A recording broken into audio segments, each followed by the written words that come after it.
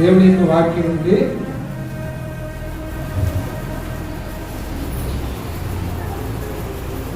ద్వితీయోపదేశకాండము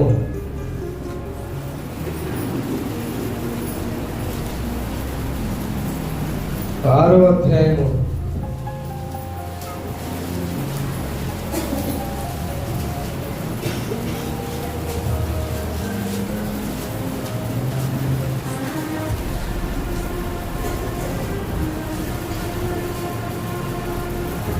7వ వచనం.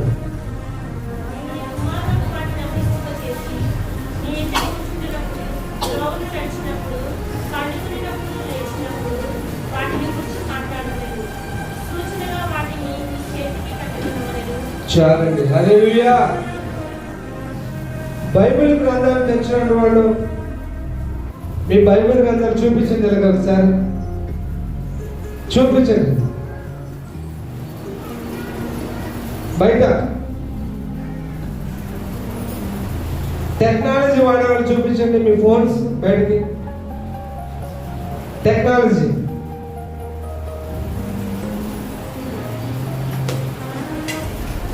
దేవుని యొక్క గ్రంథాన్ని మోయడం అనేది చాలా చాలా మన జీవితానికి ఆశీర్వాదకరం. మనం ఎక్కడికి వెళ్తాం చెప్పండి? ఫోన్ పట్టుకుని వచ్చేసామనుకోండి, టిక్ టాక్ ఎక్కడికి వెళ్తాం అనుకుంటారు? ఏదో పని మీద వెళ్తుండే బయటకి అనుకుంటారు. ఏదో బయటకి ఏదైనా పని ఉన్నదేమో వెళ్ళి వస్తుండే మా కుమారుడు మాత అనుకుంటారు. కానీ వాళ్ళు దేవుడి మందిరానికి వస్తారని అనుకోరు.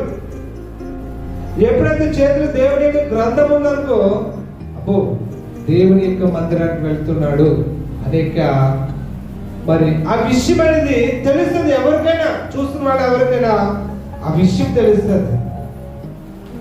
మరి ఇక్కడ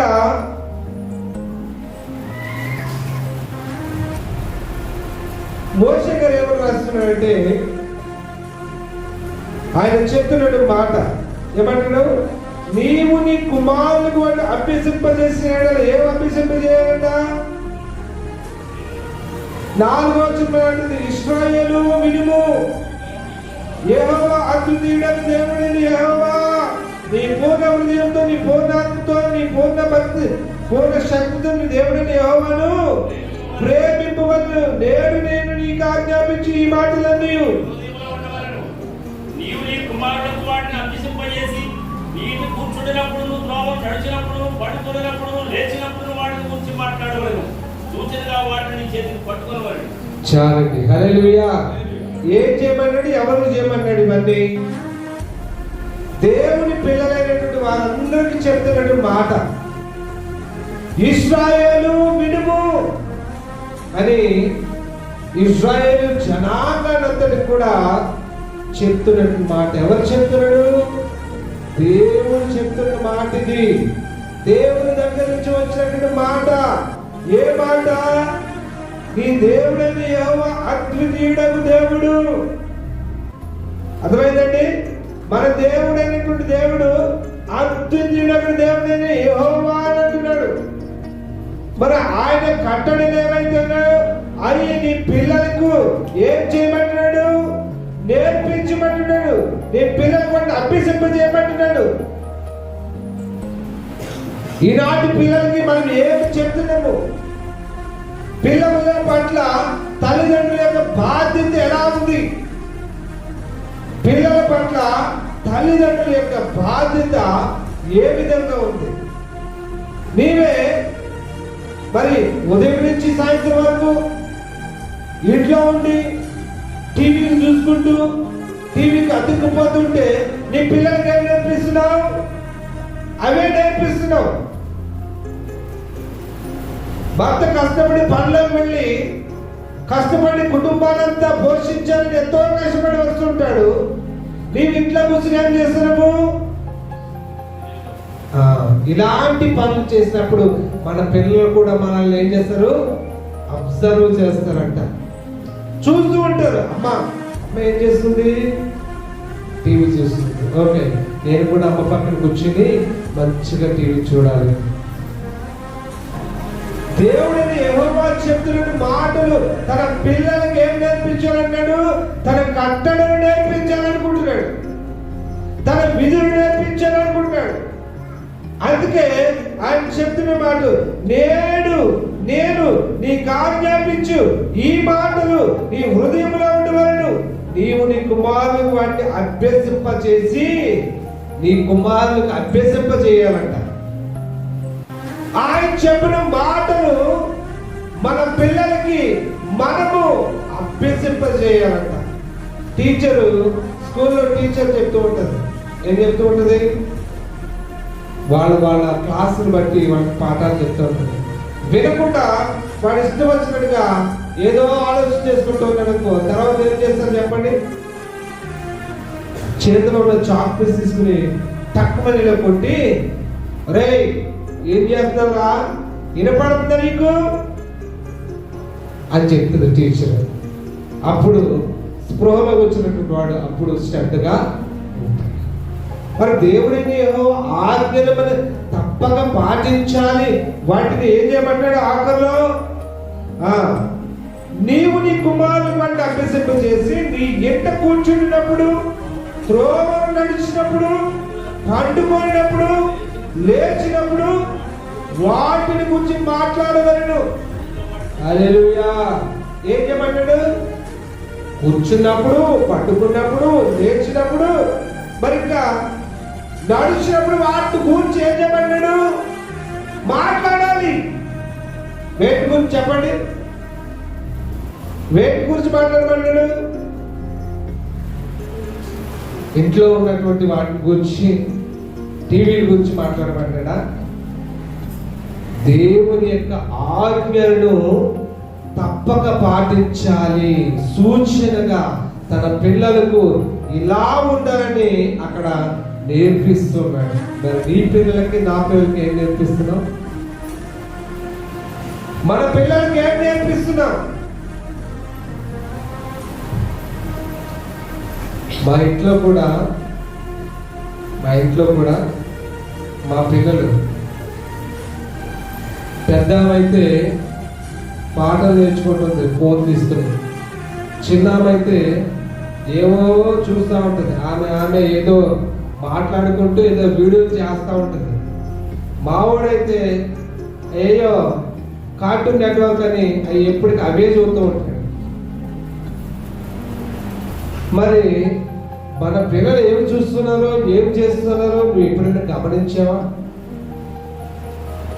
ఎప్పుడైనా వారి గురించి నువ్వు ఆలోచన చేస్తున్నావా? వారు ఏం చేస్తున్నా ఎప్పుడైనా గమనిస్తూ ఉంటావా? నేనైతే గమనిస్తాను. వారు ఏం చేస్తున్నారో చూస్తూ ఉంటారు. వారు ఏం మాట్లాడుతున్నారో, ఎక్కడ ఏం చేస్తున్నారు, ప్రతి విషయం నేను గమనిస్తూ ఉంటాను. దేవుడు చెప్తున్న మాట, నీ పిల్లలకు నీవు వాటిని అభ్యసింపజేయాలంట. పండుకున్నప్పుడు, నడిచినప్పుడు, లేచినప్పుడు వాటిని గురించి నీవు మాట్లాడు. సూచనగా వాటిని చేతికి కట్టుకును. అవి నీ కన్నుల నడుమ బాసికము వలె ఉండవు. నీ ఇంటి ద్వారబంధముల మీద, నీ గౌరవుల మీద వాటిని. హల్లెలూయా. ఏం చేయమన్నాడు? మన ఇల్లు లోపల ఉంటాయి చూడండి, వాటి మీద దేవుని వాక్యాలు రాయమంటాడు. గౌనులు ఉంటాయి కదా, వాటి మీద దేవుని వాక్యాలు అతికించండి అంటాడు. వాటన్నింటినీ ఏం చేయమంటాడు? పిల్లలకి అభ్యసింపజేయాలి, వాక్యాలు చదివించాలి. ప్రతిరోజు వాటి గురించి మాట్లాడుతూ ఉండాలి. దేని గురించి? వాక్యం గురించే మాట్లాడాలి, వాక్యం గురించే చదివించాలి. ప్రతిది కూడా పిల్లలకి చిన్నప్పటి నుంచే వాళ్ళకి నేర్పిస్తేనే పెద్ద అయిన తర్వాత వాళ్ళు మంచి ప్రయోజకులుగా. చూడండి, స్కూల్కి పంపించుకుంటే ఇంట్లో పెడితే పిల్లడికి మంచి ఉద్యోగం వస్తుంది. పెద్ద అయిన తర్వాత చెప్పాలి నా మాటకి. పిల్లల్ని ఇంట్లో అయ్యో మా పిల్లడు కష్టపడకూడదు, చదవకూడదు, వాడు ఎంత నా దగ్గరే ఉండాలి అని కుమారుడిని కానీ కుమార్తెని కానీ దగ్గర పెట్టుకుని మరి వాడిని అలా పెంచుకుంటూ వచ్చిన తర్వాత పెద్ద అయిన తర్వాత వాడికి ఉద్యోగం రమ్మంటే వస్తుందా? వాడు ఏం చేయాలి? చిన్న చిన్నప్పటి నుంచే స్కూల్కి వెళ్ళాలి. స్కూల్కి వెళ్ళి స్కూల్లో చెప్పిన పాఠాలు శ్రద్ధగా నేర్చుకుని ప్రతి సంవత్సరము పాస్ అవ్వకుండా వస్తుంటే వాడి జీవితం ఎలా ఉంటుంది? అభివృద్ధిలోకి వస్తుంది. లేదంటే ఇంట్లో కూర్చున్న వాడికి ఉద్యోగం రమ్మంటే ఎట్టి పరిస్థితుల్లో కూడా రాదు. అదే విధంగా చిన్నప్పటి నుంచి పిల్లల్ని సండే స్కూల్లో పెంచుతూ వస్తుంటే వాళ్ళు ఏమవుతారు? దేవుని చేతిలో ఒక బలమైనటువంటి బిడ్డలుగా వాడబడతారు. వాళ్ళు చిన్నప్పటి నుంచి దేవుని మందిరంలో పెంచినప్పుడు దేవుడు వాళ్ళని అత్యధికంగా ఆశీర్వదిస్తాడు. హల్లెలూయా. మరి ఎప్పుడైనా మన పిల్లల్ని పంపిస్తున్నామా? మన పిల్లల్ని కరెక్ట్ గా దేవుని మందిరానికి పంపిస్తున్నామా? సండే స్కూల్కి పంపిస్తున్నామా? చెప్పండి ఒక మాట. ఎంతమంది పంపిస్తున్నారు పిల్లలు సండే స్కూల్కి? 2 చేతులు 3 చేతులు లేస్తున్నాయి. ఇక్కడ ఎర్రడు ఒకరోజు ఈ రోజు మాత్రం కనపడ్డా, మిగతా వాళ్ళు ఇద్దరు కనపడరు. ఎప్పుడు ఇంట్లో 3 ఉన్నారు, ఎంతమంది వస్తున్నారు? ఒకలే. మరి వాడొక్కడ ఆశీర్వదింపబడాలంటే అందుకే మీ పిల్లలకి ఏం చేయమన్నాడు? ఇక్కడ పడుకున్నప్పుడు, నడిచినప్పుడు, లేచినప్పుడు వాటిని గురించి, వేటి గురించి, దేవుని యొక్క ఆజ్ఞల గురించి ప్రతిరోజు నీ కుటుంబముల మీద లోపల అన్ని విషయాలని అక్కడ చూపిస్తూ అన్ని కంఠస్థు చేపిస్తూ నీ పిల్లల్ని ఈ విధంగా పెంచాలి అని అంటున్నాడు దేవుడు. మరి మన పిల్లలకి ఎప్పుడైనా అయ్యా అక్కడ ఏముంది చదువమ్మా ఒకసారి, ఇక్కడ ఏముంది ఈ వాక్యం ఏంటి చదువు, ఎప్పుడైనా ఒక్కరోజైనా మాట్లాడమ్మా? ఒక్కరోజైనా కుటుంబ ప్రార్థన ఎంతమంది మీ ఇళ్ళలో కుటుంబ ప్రార్థన ఎంతమంది చేస్తారు? చెప్పండి, చేతండి ఒకసారి. మా ఇంట్లో కుటుంబ ప్రార్థన జరుగుతుంది అన్నవాడు చెప్పండి.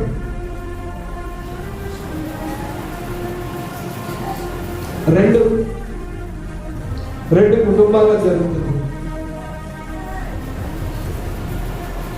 మరి ఎందుకు ఈ విధంగా ఉంటే మన జీవితాలు ఎందుకు ఇలాగూ ఉండిపోతున్నాయి? అలాగే ఎక్కడ వేసిన గొంగలు ఎక్కడే ఉన్నట్లు మన జీవితాలు ఎందుకు అలా ఉండిపోతున్నాయి అంటే ఇలాంటి విషయాలు తప్పుపోతున్నందుకే.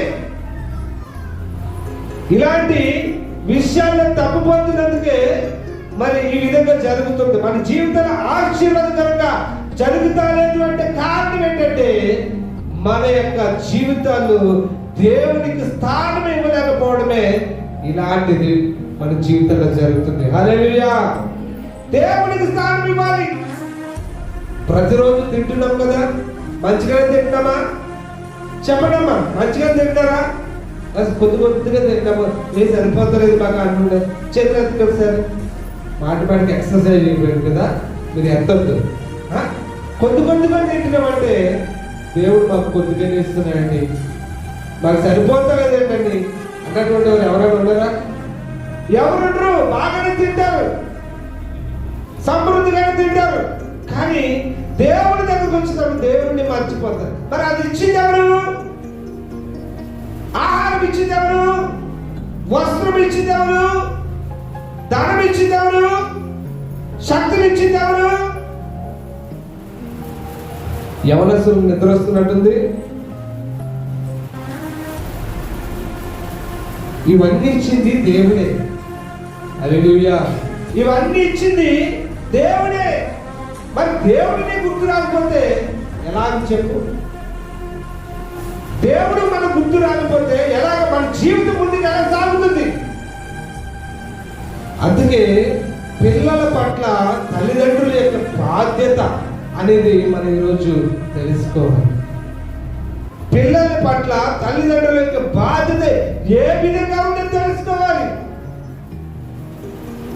అందుకే దేవుడు చెప్తున్న మాట, దేవుని యొక్క ఆజ్ఞలని నీ పిల్లలకి పఠింపచేయాలి. హల్లెలూయా. హల్లెలూయా. పఠింపశ్రేష్ఠ గ్రంథం బైబిల్, పఠింపశ్రేష్ఠ గ్రంథం బైబిల్. పఠింపచేస్తగంధం బైబిల్ అనుదినం పఠించిన. వచ్చాయంటే పాట ఎవరికి రాదు కదా, చిన్నప్పుడు నేర్చుకున్న పాట ఇది. అంటే చిన్నప్పుడు మేము నేర్చుకున్న సండే స్కూల్ నేర్చుకున్నటువంటి పాటలు అన్నమాట. ఇప్పుడు ఎవరికి అవి రావు. ఇప్పుడు అన్ని వేరే సాంగ్స్ వచ్చేసినాయి కాబట్టి అవన్నీ కూడా మర్చిపోయారు. కానీ చిన్నప్పటి నుంచి ఏదైతే నేర్చుకున్నామో ఇప్పుడు వరకు అది జ్ఞాపకం ఉన్నది అంటే అది దేవుడు మన పట్ల చేస్తున్నటువంటి గొప్ప కార్యమని.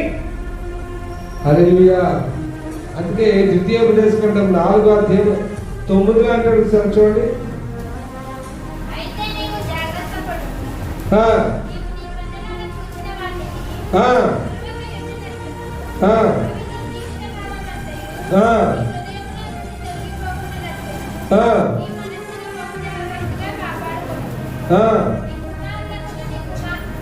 కుమారులను వాడిని నేర్పి.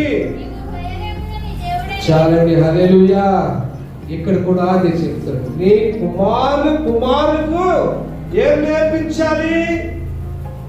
ఏదైతే నువ్వు చూసినావో, ఏదైతే నీ కనులారా చూసినావో, ఏదైతే నీవు మరువుగా నువ్వు చిన్నప్పటి నుంచి ఏదైతే నేర్చుకునేవో అవన్నీ కూడా ఎవరు నేర్పించాలంట? నువ్వు నేర్చుకున్నది పిల్లలు నేర్పించు. హల్లెలూయా. నువ్వు నేర్చుకున్నది నీ పిల్లలకు నేర్పించు అన్నాడు. నువ్వేమి నేర్చుకున్నావు చిన్నప్పుడు నువ్వేది నేర్చుకున్నావు అది మాత్రమే నువ్వు పిల్లలకు నేర్పించాలి.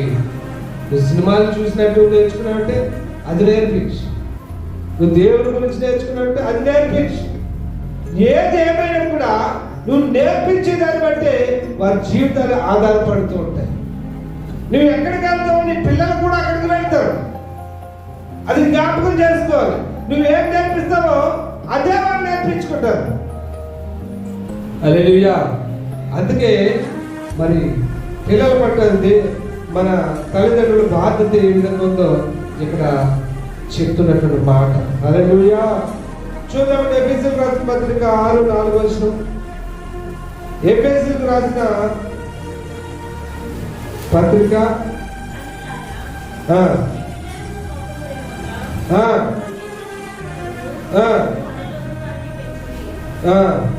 చాలండి. తల్లిదండ్రులు పిల్లలను ఏ విధమైన మార్గంలో నడిపిస్తున్నారు? తల్లిదండ్రులు పిల్లలను ఏ విధమైన మార్గంలో నడిపిస్తున్నారంటే, తండ్రులారా మీ పిల్లలను కోపము రేపుగా ప్రభు యొక్క శిక్షలను బోధనను వారిని పెంచండి. దేవుని యొక్క శిక్ష, దేవుని యొక్క బోధన వారిని పెంచండి. దేవుని మార్గంలో నడిపించండి. దేవుని యొక్క మాటలను నేర్పించండి అంటున్నాడు. హల్లెలూయా. మరి సామెతల గ్రంథం 22:6 ఏమంటాడు చూద్దాం ఒకసారి. సామెతల గ్రంథం 22:6 త్రోవను వారికి నేర్పుము. చాలండి. హల్లెలూయా. ఏం నేర్పించారంట?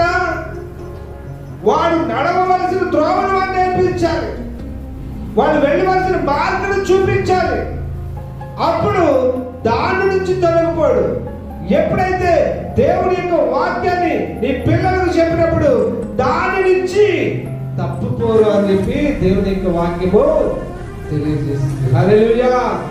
దేవుని యొక్క వాక్యమును పెంచాలి. దేవుని యొక్క బోధన పెంచాలి. ఎందుకంటే దాని నుండి తొలగిపోకుండా దేవుని మాటలు మాత్రమే నేర్పించి. హల్లెలూయా. అందుకే చెప్తున్నాడు ఎఫెసీ సంఘానికి, తండ్రులారా నీ పిల్లలకు కోపము రేపక వారిని ఏ శిక్షణ పెంచమంటారంటే దేవుని యొక్క బోధనను శిక్షణను వారిని పెంచాలి. ఆ విధంగా పెంచినప్పుడు బాలుడు తన త్రోవ నుంచి తప్పుకోడు. హల్లెలూయా. తన త్రోవ నుంచి తప్పుకోడు. ఎప్పుడైతే ఆ విధంగా పెంచాడు. మూడో మాటగా మరి మొదటి తిమోతికి రాసిన పత్రిక 5వ అధ్యాయం 8వ వచనం.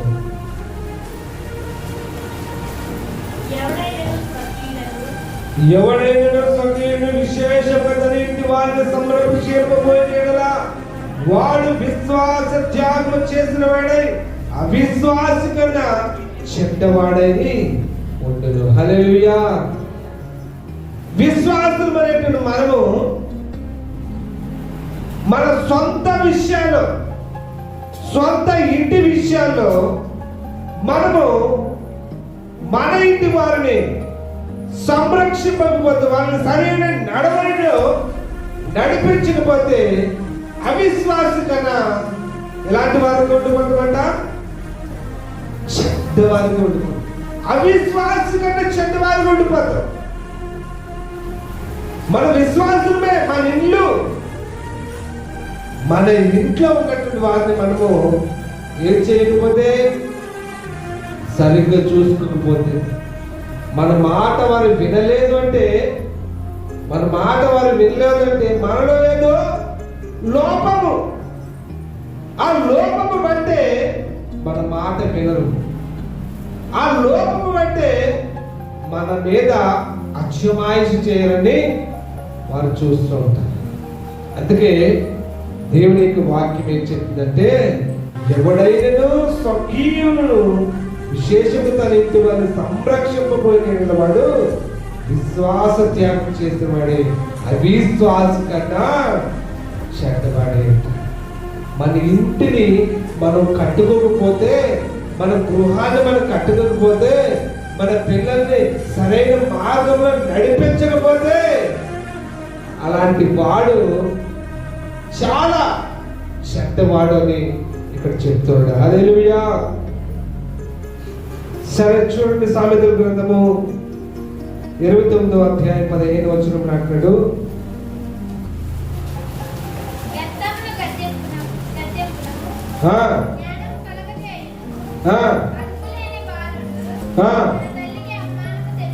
చాలండి. హల్లెలూయా. ఇక్కడ ఏమంటాడు? పెద్దలను గద్దింపును జ్ఞానము కలగ చేయను, అదుపు లేని బాలుడు తన తల్లికి అవమానము తెచ్చును. అంటే నువ్వు పెద్దము వాడకపోతే వాడు ఏమైపోతాడు? నీతికి అవమానం తెచ్చేవాడు కాదు.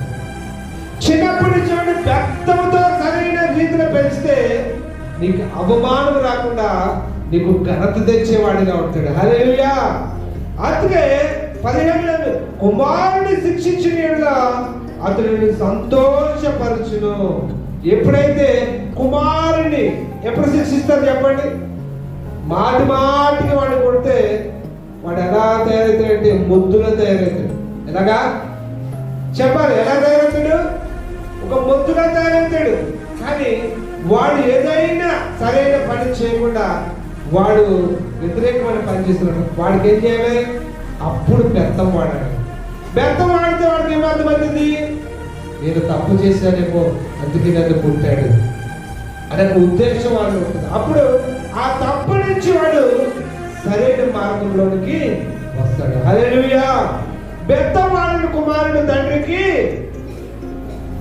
చెప్పాలండి విరోధి. బెత్తం వాడినటువంటి నా కుమారుని నేను కొట్టను, నా కుమారుడిని నేను ఏమి అన్ను అంటే ఎలా పెరిగినా ఏం కాదు అంటే వాడు ఎలా తయారైపోతాడంట? తన తల్లికి 15 చెప్తాడు, తన అదుపు లేని బాలుడు తన తల్లికి అవమానం తెచ్చేవాడు. నువ్వు పెద్ద వాడకపోతే నీ కుమారుడు కుమార్తె అదుపు లేనటువంటి కుమారుడిగా కుమార్తెగా మిగిలిపోతారు. నీకు అవమానం తెచ్చేవారుగా ఉంటారు. ఎప్పుడైతే వారిని బెత్తంతో శిక్షించినప్పుడు, ఎప్పుడైతే సరైన మార్గంలో పెట్టినప్పుడు వాడు నీకు ఘనత తెస్తాడు. కాలొక సమయంలో నీకు ఒక కిరీటముగా ఉంటాడు. హల్లెలూయా. నీ బిడ్డలు నీకు సంతోషముగా, నీకు మంచి మరి కుమారుడిగా ఉండాలనుకుంటావా? లేకుంటే నా కుమారుడు ఎలా ఉన్నా, ఎలా జీవించినా, నాకు ఏ అవమానం తెచ్చినా నాకు ఏ పర్వాలేదు అనుకుంటావా? మరి మీ పిల్లల సంగతి గురించి మీరు జాగ్రత్తగా ఉండాలి. వారికి ఏం నేర్పిస్తున్నాం అనేది చాలా జాగ్రత్తగా చూసుకోవాలి. జ్ఞాని అయినటువంటి సొలొమోను ఇక్కడ రాస్తున్నటువంటి మాట, బెత్తం వాడని కుమారుడు తండ్రికి విరోధిగా మారిపోతాడు. చూడండి, అనేకమైన కుటుంబాల్లో మనశ్శాంతి లేకుండా వారి కుటుంబాలు ఇష్టానుసారమైన జీవితంలో జీవిస్తున్న కుటుంబాలుగా మారిపోతున్నాయి. తల్లిదండ్రులకి పిల్లలకి పడక వారి కుటుంబాలు విచ్ఛిన్నమైపోతున్నాయి. కుటుంబంలో శాంతి లేదు, సమాధానం లేదు. భార్య భర్తల మధ్య ఈ గొడవలు ఎక్కువైపోతూ ఉండడానికి కారణం ఏంటంటే, నీ పిల్లలను దేంట్లో పెంచాలి? నువ్వు దేవుని యొక్క వాక్యములను బోధలను వారు పెంచేవారిగా ఉంటారు. హల్లెలూయా. అప్పుడే మన కుటుంబాలు ఆశీర్వాదకరంగా ఉంటాయి.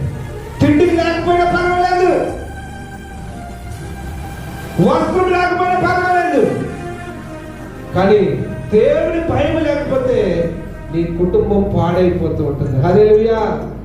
మరి తిండికైనా వస్త్రముకైనా ప్రాముఖ్యమైనటువంటి మాట ఏంటంటే దేవుని యొక్క మాట. హల్లెలూయా. అందుకే చెప్తున్నాడు, యవనస్తుడైన తిమోతికి అపోస్తలుడైన పౌలు చెప్తున్నాడు, ఓ తిమోతి, నీవు జాగ్రత్తగా ఉండు, నువ్వు యవనస్తుడివి. ఎందుకంటే ఈ లోకం అనేది భయంకరమైన పాపము లోకం ఇది. కానీ యవనుడుగా ఉన్నప్పుడు నీవు నీ జీవితాన్ని పవిత్రపరచుకుని జాగ్రత్తగా ఉంటే నీవు ఆశీర్వాదకరంగా ఉంటావని మరి భయభక్తులు అనేది నేర్పిస్తున్నాడు పౌలు గారు. పౌలు గారు ఏ విధంగా బ్రతకడం తెలుసా? పౌలు గారు ఏ విధంగా బ్రతకడం తెలుసా? దేవుడిని ఎరిగినప్పుడు క్రైస్తవులు ఎంతగానో హింసించేవాడు, కానీ దేవుడిని ఎరిగిన తర్వాత ఎంతగా తగ్గింపబడ్డాడంటే, దేవుణ్ణి అనేక మంది చాటినప్పుడు అనేక మంది ఆయన మీద తిరుగుబడి ఆయన ఎంతగానో హింసించారు. అయినా తట్టుకుని దేవుని కొరకు ఒక బలమైనటువంటి సేవకుడిగా బ్రతికినాడు. మరి అతను ఏ విధంగా బ్రతికినాడు చెప్తున్నాడు. మొదటి కొరింథీయులకు రాసిన పత్రిక 11వ అధ్యాయం 1లో అంటాడు. మాట చూద్దాము. 11:1.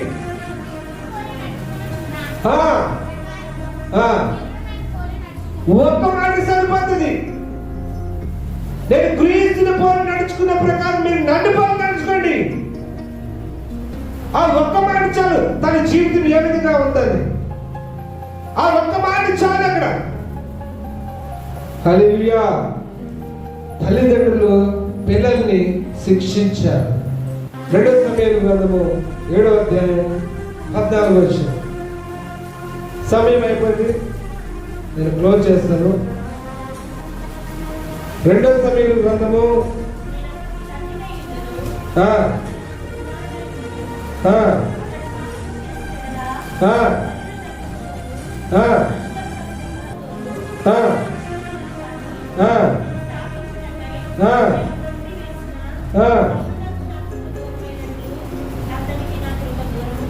చాలండి. హల్లెలూయా.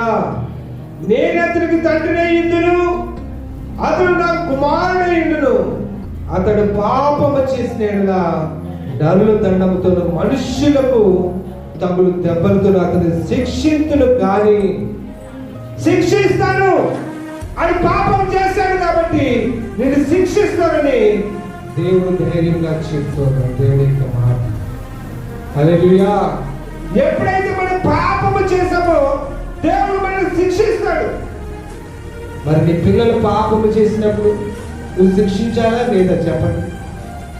నీ పిల్లలు తప్పు దోవలో నడిచినప్పుడు నువ్వు శిక్షిస్తావా లేదా అలా చూస్తూ ఉంటావా? ఎప్పుడైతే నీ పిల్లడు సరైన మార్గంలో వెళ్ళలేదో అప్పుడు ఒక దెబ్బేసి సరైన మార్గంలో పెడతాం. హల్లెలూయా. ఎప్పుడైతే అలా చేయలేదో నీ కుమారుడు నీకు అవమానం తెచ్చేవాడుగా ఉంటాడు. హల్లెలూయా. అవమానం నీకు కావాలా, ఘనత నీకు కావాలా? తేల్చుకో ఈరోజు. తేల్చుకోండి. ఎందుకంటే దేవుడు మనతో మాట్లాడుతున్నాడు. దేవుని యొక్క వాక్యము మనందరికీ మాట్లాడుతుంది. నీ పిల్లల విషయంలో నువ్వు ఏమి చేస్తున్నావు, నువ్వు ఏం చూస్తే వాడు అదే చూస్తాడు, నువ్వు ఏ విధంగా పెంచితే వాడు అదే విధంగా పెరుగుతాడు. కానీ దేవుని యొక్క బోధనలు, దేవుని యొక్క శిక్షణను పిల్లలు పెంచినప్పుడు వారు ఆశీర్వాదకరంగా, వారు దీవించి పడే వారుగా దేవుడు వారిని చేస్తారు. హల్లెలూయా, హల్లెలూయా. సమయం లేదు, నా యొక్క సమయాన్ని నేను ముగిస్తున్నాను. ఇంకా చాలా ఉంది. మంచిది. ఇప్పటి వరకు చెప్పిన మాటలు ఎప్పుడైతే మన పిల్లల్ని దేవుని దయందును, అందుకే యేసుక్రీస్తు ప్రభు వారిని ఆయన ఎదుగుచున్నప్పుడు ఒక మాట చెప్తూ, ఈయన దేవుని దయందును మనుషుల దయందును వర్ధిల్లుచుండెను. హల్లెలూయా. ఎలాగ వర్ధిల్లాలి? దేవుని దయందును మనుషుల దయందును వర్ధిల్లాలి. ఒక కుమార్తెను చూసినప్పుడు, బా వీడు చాలా మంచివాడు, దేవుడిలో బాగా ఎదుగుచున్నాడు వీడు అని చెప్పేవారంగా ఉండాలి. నీ పిల్లల్ని ఆ విధంగా పెంచాలి.